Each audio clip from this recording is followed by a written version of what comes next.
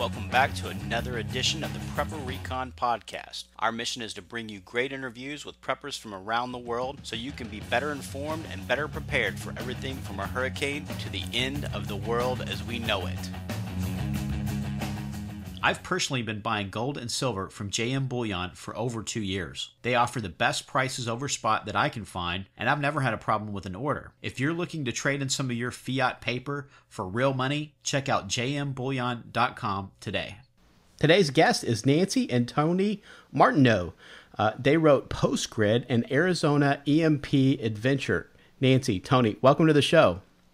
Hello. Hi, thanks for having us. Absolutely. Now, when did you guys first wake up to the need to prepare?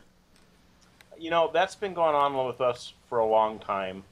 Oddly enough, the first time that I really got kind of excited about this was when I was less than 10 years old, and the county sent out a civil defense booklet, and this was during the 60s, and I thought that was pretty cool. So ever since then, I've had a little bit of the bug, and Nancy... her background is similar from fire department and rescue squad stuff. Very good. Can you guys tell us a little bit about your book? Sure.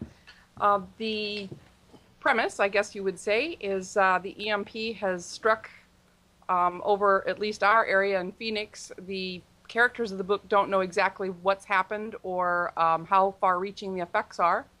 The main character is a nurse who's working in the hospital. And then, things in the hospital become untenable almost immediately.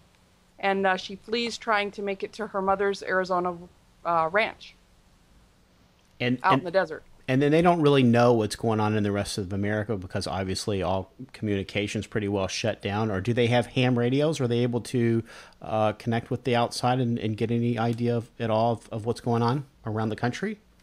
Initially, they don't have any idea, and then, of course, our characters have ham radios. Tony and I are longtime amateur radio operators, so we do write that into the book. As the story unfolds, they become more and more aware of what's happening and how far-reaching the effects are. And what's the general landscape of America look like in the book after the event? Well, our characters seclude themselves pretty well in the desert at their mom's rural Arizona ranch. So they're kind of set back. They do make ventures into town. We describe that. But for the most part, our book is secluded from the horrors of large city life. The premise for us is that the rest of the country is pretty well in complete chaos and turmoil. That the government's effectively ceased to exist fairly early on, and that the casualty rate is very high. But we don't spend a lot of time discussing that because, again, we're off on our own. So how does Phoenix do? Tell us a little bit about what's it look like in Phoenix in Postgrid.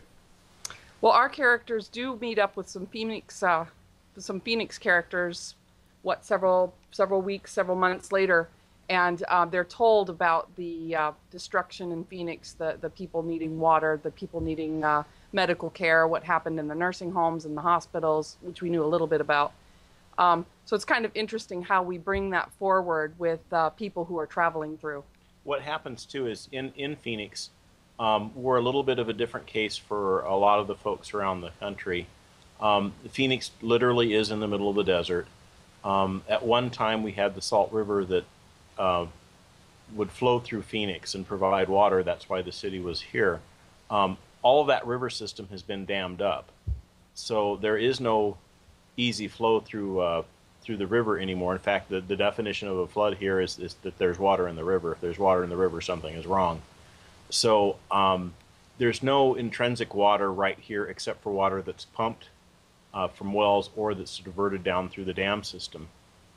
So in that regard, Phoenix is very precarious, very much on the issue of water. It's not like we're in Pennsylvania or Kentucky and can run down to the creek. Sure. Now, how real of a threat do you think an EMP is? I don't think we have any real idea. I think it's impossible to know how advanced North Korea might be. I don't think we really know what Iran's capabilities are. I don't know. We're still contributing to our 401ks. How's that? You're hedging both sides, right? We're hedging the bets. Sure, absolutely. I mean, that's what you got to do. You have to. That's what preparedness is all about. Is kind of preparing for every eventuality, and it's tough because you're always thinking.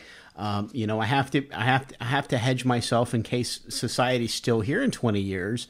But because of how catastrophic it would be, and how difficult it would be to survive if we did have a major life-altering event like that, you have to at least put some of your resources towards preparing for catastrophic events like an EMP. Sure, and I think personally that a lot of times people get set with a particular idea of what the future is going to bring, and I can tell you that statistically the vast majority of them are going to lose their bed. That doesn't mean that something bad isn't going to happen. Nobody can just predict what that is. We're pretty bad at that. And the other thing is preparedness isn't necessarily just that we're going to have some sort of societal collapse. I've been fired from my job. My company doesn't produce widgets anymore, and now I have to survive for a little while until I can find some other way to make money. So as you're saying, the preparedness is an all-around mindset beyond just some specific concern. Sure, and that's one of the things I always advise listeners is, the first thing you want to do in preparedness is make sure that you're in shape and that you're emotionally and physically prepared. You're getting rid of all of addictions and anything that's going to slow you down in regular life or in a collapse scenario. And the big snowstorms we had up in the Northeast this year, a lot of people keeled over dead from heart attacks because they'd been sitting on the couch eating potato chips for the past 6 years since the last time they had to get up and shovel snow off their roof. Which I don't know if anybody's ever had to do that before, but they were doing it this year. And people and I'm sure I don't have to tell an RN and an EMT that that people are out of shape and they get out and they try to do strenuous exercises and they keel over dead. That's right. We have temperatures right now. It's unseasonably warm for us in the upper 90s, and we have people from out of state trying to hike our mountains. So every day in the news, they have the rescue teams going up the mountains to get the people that can't make it back down. Yeah, and all those rescue teams, they're in shape. Oh yes, they are. I'm a wildland line paramedic, which means that when there's a fire in the woods or the brush or the desert, I go along and I do the firefighting. But my main function is to be a paramedic there with the fire troops. And I will tell you, a couple of summers ago, I was in the middle of the Arizona desert, hiking up a very large mountain at a very steep angle, and my main thought was, I am way too old and fat to be doing this. And then the second thing I always recommend for folks, listeners, before they ever get into the beans and bullets and band-aids, after they've taken care of getting in shape and getting rid of addictions and making sure that they're right with God and spiritually prepared for a crisis. The next thing I recommend is that they get on a budget and start managing their money and living on less than they make and putting aside an emergency fund of cash, because even if we do have a collapse and the dollar goes to heck, cash is going to be very, very valuable in the beginning of that collapse until people quit taking it. In the beginning, I think that cash is going to be king. And like you said, a lot of folks just lose jobs and that's their crisis, and that's their stuff hits the fan moment is, they get a pink slip. Yes. Absolutely. No, I can't agree with you more. The financial preparedness, set everything else aside, it just makes your life a lot more bearable. If you aren't, Nancy, her favorite phrase is people are just a gallon of milk away from disaster. And when you are not living in that mode, it makes your life so much more pleasant. So much easier, and then you have the resources that you can put some portion of that aside, whether it's 5% or 10% or whatever, towards preparedness, towards getting your beans, bullets, and band-aids. That's right. So it's kind of funny. Our daughters are grown and married, and both married Marines. But that's been very, very nice for us. When they got married, we bought their weddings, and we bought them Dave Ramsey's Financial Peace University and Dr. Laura's Care and Feeding of a Marriage. So they got a wedding and 2 books from us, and it served them well. Very good. My wife and I did Dave Ramsey's Financial Peace through our church. Mm-hmm. And I can't remember if it was while we were still dating or the year, our honeymoon year, but it was at the beginning of our marriage, and it set the tone for how we've managed money. And, you know, a large percentage of divorces are over money as well. So it kind of set the tone of that, and we were both on the same. Now that I'm thinking back, I think it was when we were engaged. So, you know, which was even better because that gives you the opportunity to see that you're on the same page financially as somebody.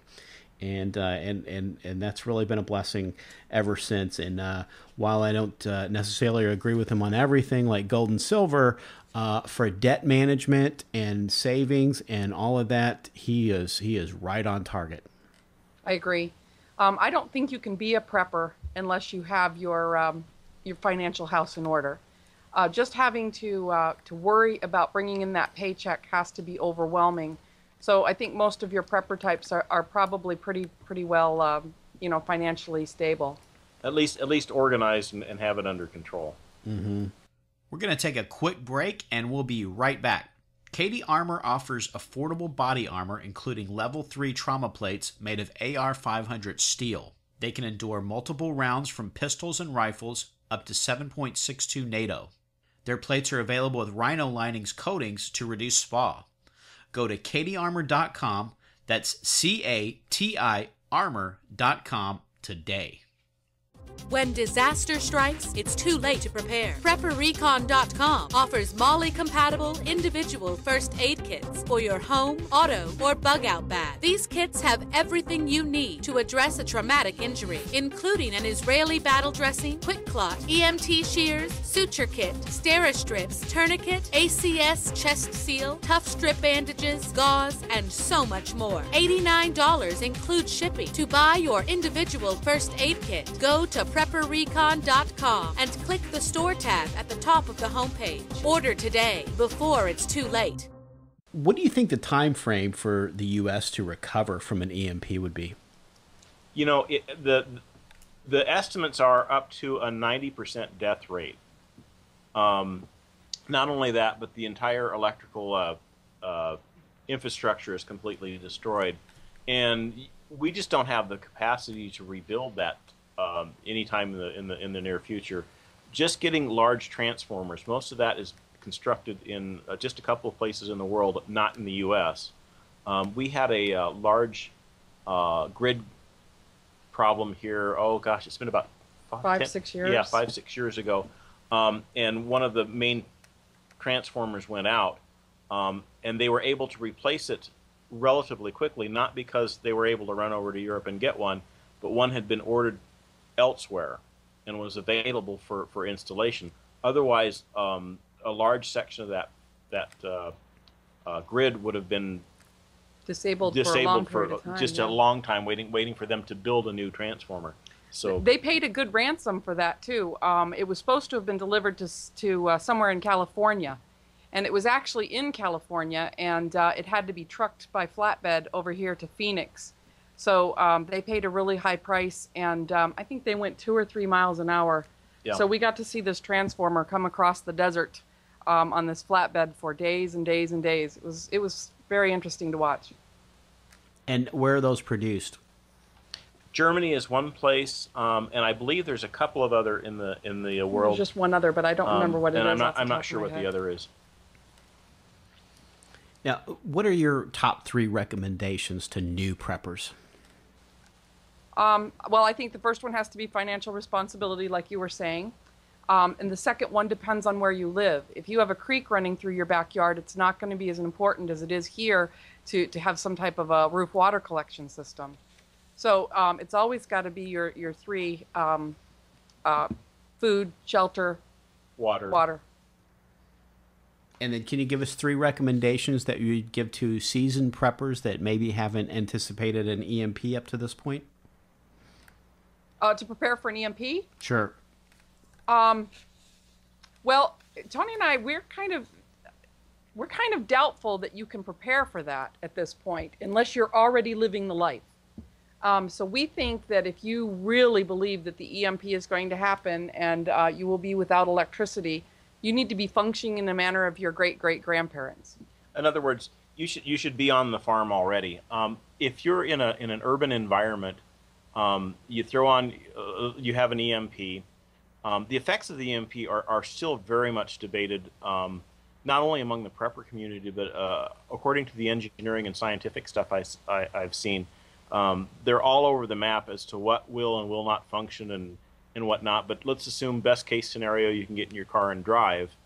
You need a place to where you can drive, and you need to be in a place where you already have food production ready to go. There's a lot of folks that think, well, I've got this can of seeds, and I'll just plant those, and I'm going to live off of those. I've got my 6 months, a year supply, whatever, until I can have that come. Well, if you've not planted seeds before, if you don't have your land ready to work and a way to work your land and irrigate it, yeah, you've got problems. You'll need canning jars and salt and all kinds of things.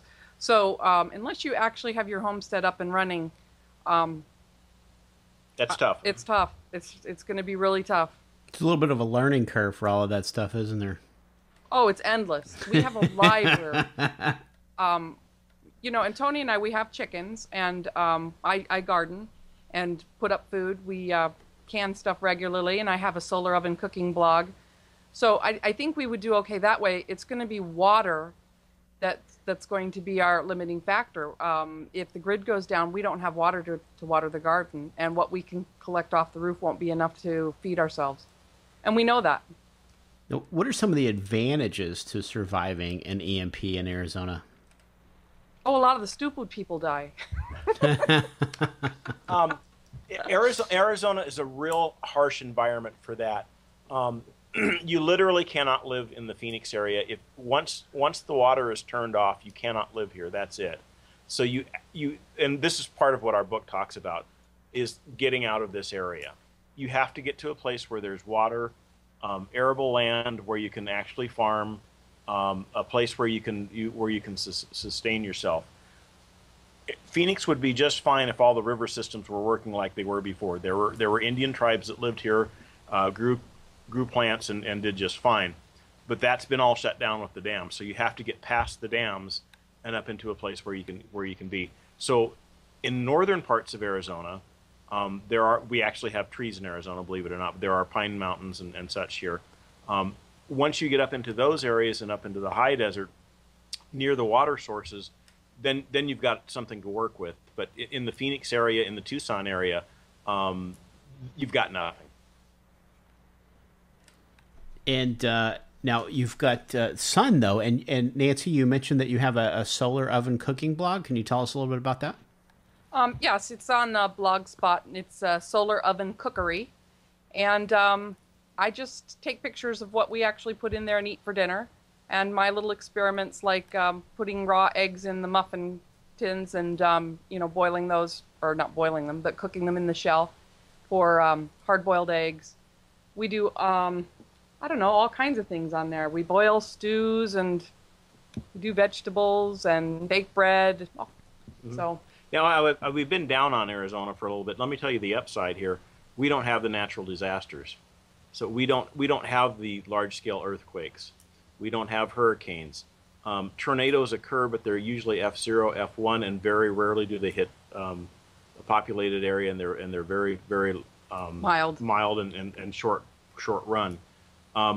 We have wildfires, but unless you're living in the interface, that's not a problem. We don't have mudslides. So if you're living in a place like California, Florida, any of the coasts, any of the other places, even the big snows and whatnot, we just miss out on all of that.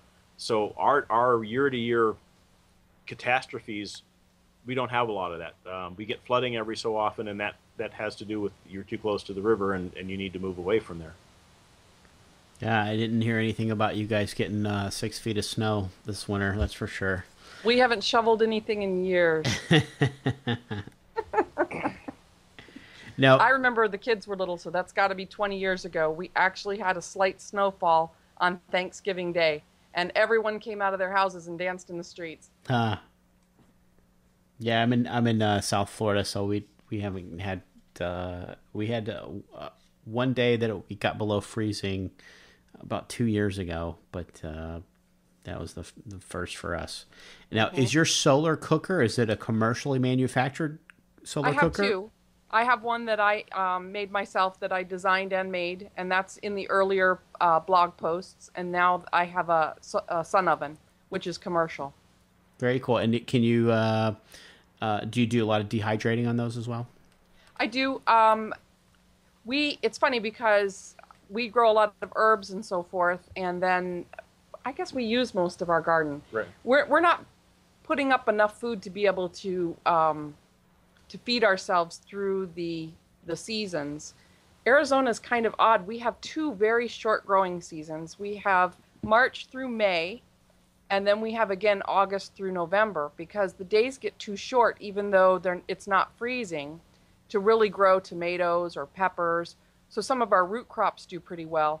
But our ground is very, very warm by May, and we're getting temperatures in the hundreds where tomatoes won't set by the end of May as well. So our production is very limited unless you have unlimited sources of water. And we would have to run it right out of the hose. We can keep lettuce and some of the root crops most of the year, but that's really about it. And do you get enough rainfall to sustain yourself just for drinking water? Yes. From a rain catch system? Yeah, if you know, when you catch water off the roof, if we average 7 to 8 inches a year, and our roof is approximately 2,000 square feet, so we can catch enough water to make ourselves drinking water. Good. It just won't be enough for a garden. Yeah. Now, you managed to write a very entertaining book without a lot of foul language. Why can't Hollywood do that? I agree. It seems to be a huge selling point with a lot of people as well. Many of our reviewers have come back and say it was a great story, and I didn't have to put up with the language, and I can let my children read it, and it's been nice. I think one of the strong points of our book is that we really we're taking kind of I want to say a nicer view of the world, in that we don't spend a lot of time with combat and shooting, and we have that. It occurs, but it's not the main focus of the book. Our main focus of the book is really how does a group of people get together and survive, and how do you do that? And so we shied away from that. And we specifically shied away from the poor language. We would like kids to be able to read the book. We would like you look at your prepper folks. There's a very large percent of very strong Christians in the prepper community, and I don't think they appreciate the foul language. I know there are folks that's kind of something they don't think about, but there's a large group of the readership that aren't going to appreciate that. The other thing about our book is that we really tried to reach across the generations. We have teens, 20s, 40s, and 60s in our book. So we have the parents, we have the grandparents, we have the teens. So we wanted to show teens as viable members of society, people that aren't drug addicts and game players, that actually, our teens are Civil Air Patrol ground team members. So they're U.S. Air Force Auxiliary and have major skills, and it's nice to see. Very, very cool. And then you guys have also written a couple of nonfiction books. Is that right? Can you tell us about those? Yes. Actually, the first one of those, Nancy is a nurse, and she spent some time over in the labor and delivery area. And she has a very, very strong critical care and emergency background. So what happened is she found herself on the L&D floor, and they would run and get her because there was a medical emergency. And she was looked upon to do that. She said, I don't have the L&D experience that you folks do. Where's your book? Yeah, where's your manual? Well, here's books and books and books and reams of paper, so that doesn't help me. So in emergency, we carried a little flip book, and it had all of your emergency drug calculations. It had algorithms for different procedures. It had reference material of all kinds, and it fit in your pocket. So I started writing labor and delivery in emergency reference. Actually, it's called labor and delivery in my pocket, in emergency reference. And it went through a lot of emergency procedures that the labor delivery nurses aren't used to using. So that was very successful. We sold 50,000 copies. We were at Brigham's and Women's, and we were in the military obstetrics training facilities in Hawaii. So Loma Linda in California. That I wrote 3 editions, and the problem with labor delivery is it was outdated. The manual was outdated before I could get it to publish. So I published every 1.5 to 2 years for 3 different editions, and then quit. And it was funny because nobody picked it up. Huh. Well, that's something that's very, very important to the prepper community. You know, if everything falls apart, then a lot of doctors and nurses aren't going to be able to make it to work because I've spoken with a lot of police officers that aren't going in when it hits the fan. They've got to stay home and take care of their own family, and if they don't go to work, I don't think anybody else is going to be able to make it because in the big cities the streets are just going to be chaos. Absolutely, and we address that in our book. And then we did write a second book, and the second book is a camp health and first aid book in my pocket.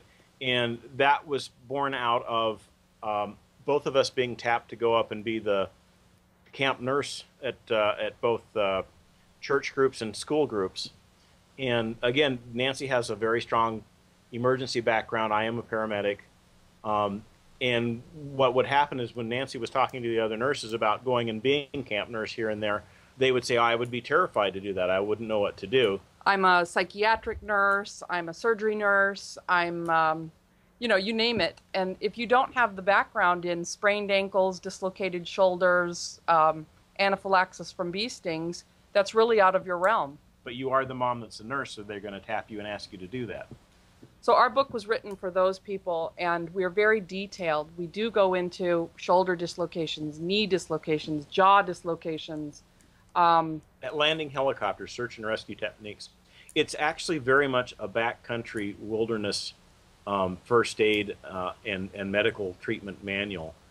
We've used it extensively in wilderness first aid and wilderness first responder classes. Well, fantastic, and I hope that folks will go check all that out. Where's the best place for them to go to purchase these books? All of our books are on Amazon. And if you go to Tony Martineau as an author, it will show you all 3 of our books. Labor and Delivery is no longer available. It's out of print. But the Camp Health and First Aid book certainly is, and PostGrid is as well. And one more time, what's your blog, Nancy? Blogspot, Solar Oven Cookery, Cookery. Tony, Nancy, thanks so much for making time to be on the show. Oh, thank you for having us. In the Days of Noah, Book 2, Persecution by best-selling author Mark Goodwin. A globalist conspiracy transpires by way of a false flag attack against America's energy infrastructure. Noah and Cassandra Parker witness a complete economic meltdown, which is intentionally triggered by the event. The assault is blamed on patriots and Christians who are rounded up into detention centers across the country. Noah and his friends must take action to prepare for the meltdown and defend against the totalitarian regime, which is gunning for their freedom and, quite possibly, their very lives. Get your copy of The Days of Noah, Book 2, Persecution for Kindle, paperback or audio edition at Amazon.com today.